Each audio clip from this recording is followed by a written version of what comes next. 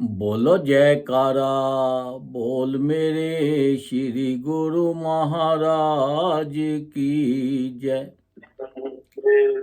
सौभाग्यशाली प्रेमी गुरमुखों, संत महापुरुष बार बार जोर देते हैं कि नाम जपो, सिमरन करो, उठते बैठते चलते फिरते इसको मिस मत करो। जितना ज़्यादा नाम जपोगे उतना आपके लिए लाभदायक है, क्योंकि ये जो मनुष्य शरीर मिला है हमें, ये बड़े थोड़े से टाइम के लिए मिला है। तो ऐसा ना हो इतनी कीमती चीज़ हमारे हाथ में हो और हम इसको गवा दें। पर संत महापुरुष फरमाते हैं कि देखो, ये इतनी खूबसूरत जो नगरी है, शहर है, इसके अंदर इंसान आकर खो जाता है। उसका भजन अभ्यास करने को जी नहीं करता, उसका मन नहीं लगता। बैठे भी तो उसका ध्यान कहीं का कहीं चला जाता है। तो फिर भी आपने मन लगाकर इसके ऊपर बैठना है, चाहे आपका मन लगे या ना लगे। आपने अपने समय के मुताबिक अपना भजन अभ्यास पे जरूर बैठना है। अब देखो, एक भगत था। अब वो भगत संत महापुरुषों की सेवा में जाता था, आश्रम में जाता था, सत्संग सुनता था और वहाँ पे जाकर ये देखता था कि संत महापुरुषों के पास एक ऐसी चीज़ है, वो उसको ऑर्डर देते हैं, जा भाई जाके ये काम करके आ। वो मिनट में जाता हो कर आता, जिसको जो भी काम बोले। अब वो भगत का जो ध्यान था सत्संग में तो कम लगे, और हर वक्त यही ध्यान हो कि ये जो बंदा है इनके पास, ये कैसे भी हो मुझे मिल जाए। उन्होंने संत महापुरुषों की बड़ी सेवा, तन से मन से धन से जी लगाकर संतों की सेवा की। अब संतों समझ लो कि साक्षात भगवान का रूप, भगवान ही इंसान का रूप धारण करके आते हैं। वो तो सब जानते हैं, सबकी जानते हैं मन की, कि कौन क्या सोचता है, क्या करता है।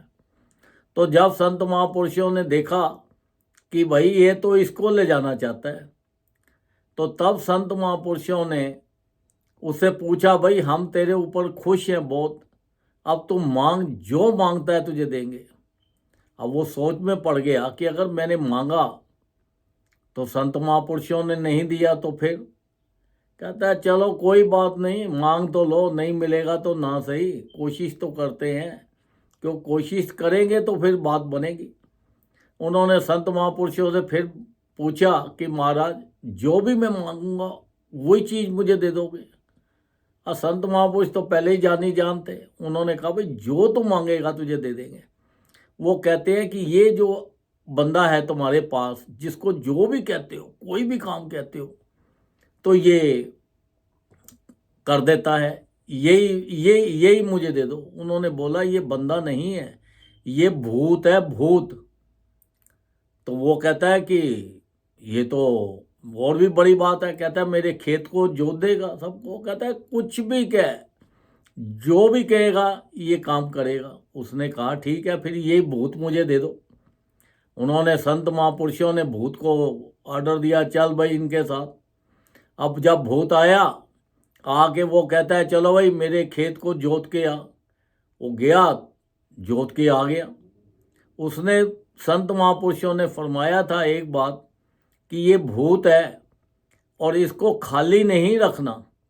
जब भी इसको आप खाली रखोगे तो ये तुझे खा जाएगा।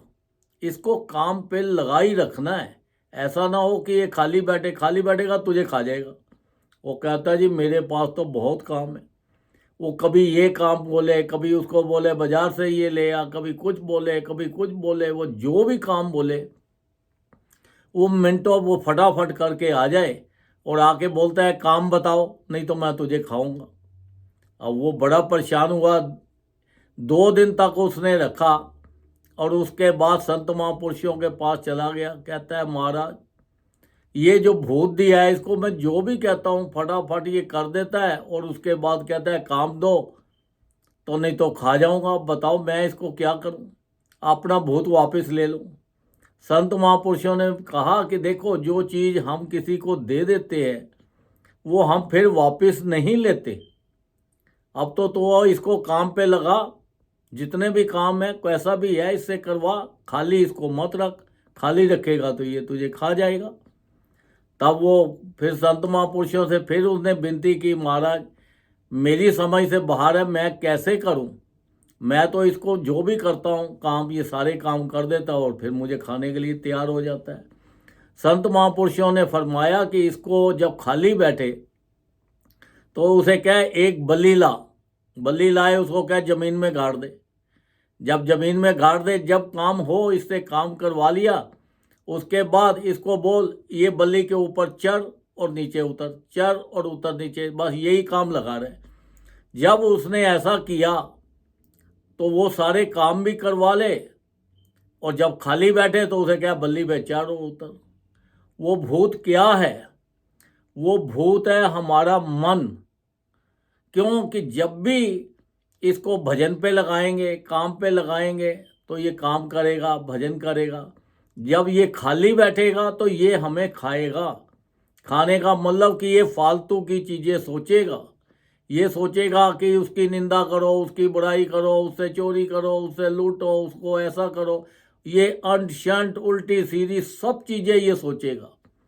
तो इसको खाली नहीं रहने देना, क्योंकि इसको अगर खाली रहने दिया तो ये फिर आपको परेशान करेगा।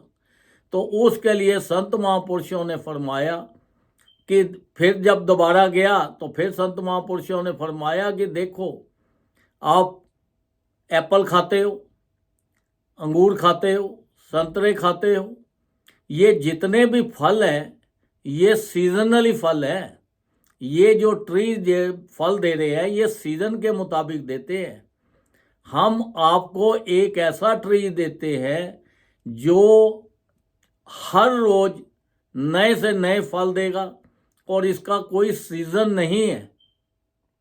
ये हर साल, हर महीने, हर रोज, हर वक्त ये आपको नए से नए फल देगा और इसका कोई सीजन भी नहीं है, और आप बढ़िया से बढ़िया फल खाओ। फिर उन्होंने उनसे पूछा, भाई ये कौन सा ट्री है, आप दो हमें। उन्होंने बोला कि ये जो ट्री है ये ग्रंथ हैं हमारे जो ये ग्रंथ हैं, आप ये ट्री है, ये 12 महीने हर वक्त 24 घंटे ये नए से नए फल देता है। जब भी आप इसको पढ़ोगे आपको हर वक्त नए से नया ज्ञान होगा। ये जो हमारे ग्रंथ बने हुए हैं ये ग्रंथों को पढ़ो। जब भी खाली बैठो आप काम करो, संसारी काम करो, घर के काम करो, और जो भी है अपना बिजनेस करो, कुछ भी करो।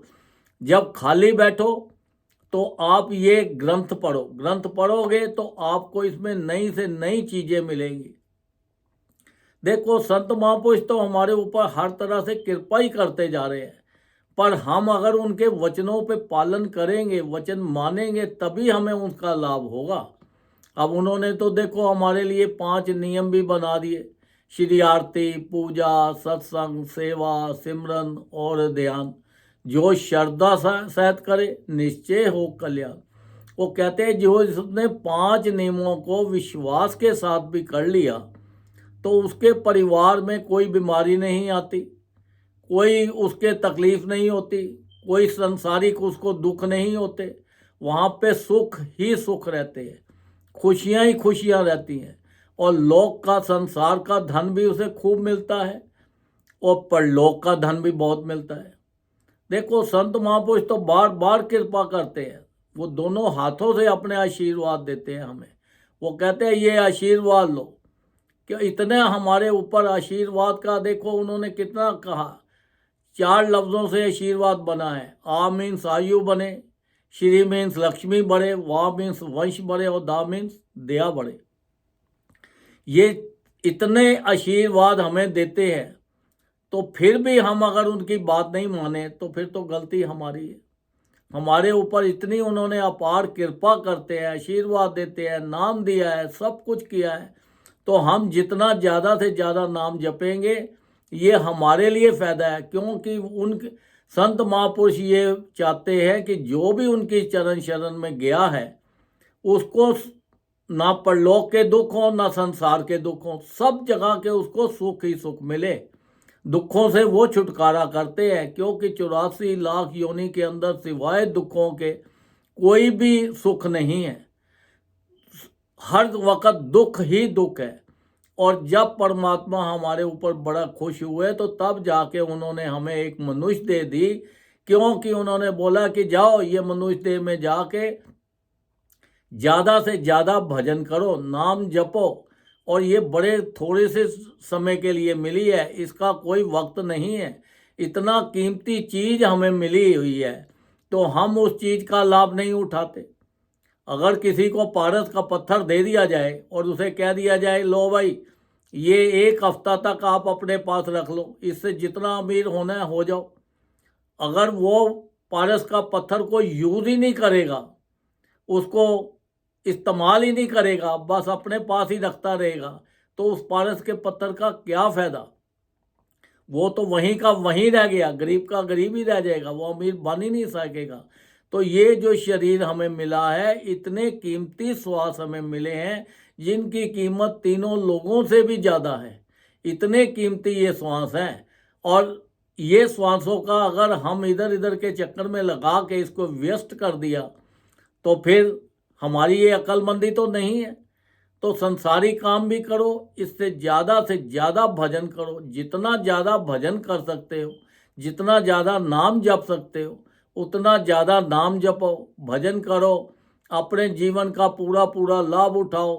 देखो संत महापुरुष फरमाते हैं हर जीव को कम से कम भी 2 घंटे हर रोज भजन करना चाहिए। अगर 2 घंटे नहीं कर सकते तो 1-1 घंटा करके करो, 1-1 घंटा करके नहीं कर सकते तो आधा आधा घंटा करके करो।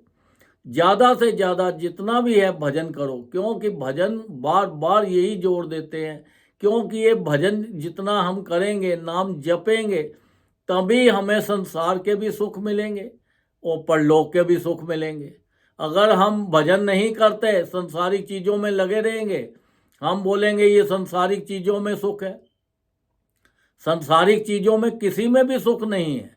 कोई भी चीज़ उठा के देख लो, कोई भी परिवार देख लो, हर परिवार के अंदर देखो हर तरह का वो इंसान है, हर तरह की बातें हैं, कुछ ना कुछ सोच लगी हुई है। कोई बीमार है, कोई तंदुरुस्त है, कोई और कई चीज़ें हैं हर परिवार के अंदर ही। तो इसलिए ये जो वक़्त मिला है, आप ये वक़्त को ख़राब मत करो। जो बीत गया सो बीत गया, उसको भूल जाओ।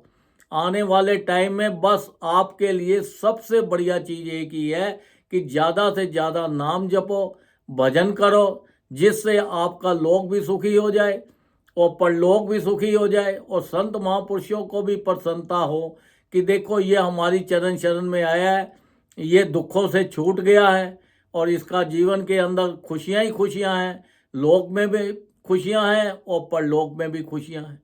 वो तो हमारे ऊपर बस एक ही चीज़ चाहते हैं, बार बार जोर देते हैं कि भजन करो, भजन करो, भजन करो, क्योंकि अब ये तो हमारी ड्यूटी भी बनती है।